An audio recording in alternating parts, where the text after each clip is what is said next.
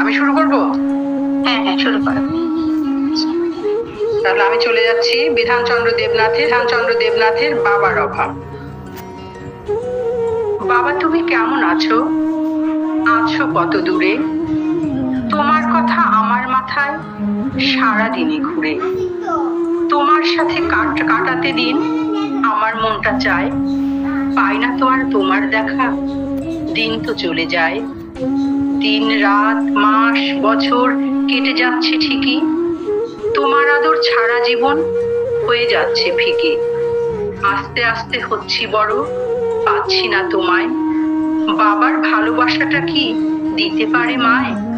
তাই তো বলি বাবা তুমি ফিরে এসো ঘরে, আমরা সবাই থাকবো মিলে ঘর আলো করে।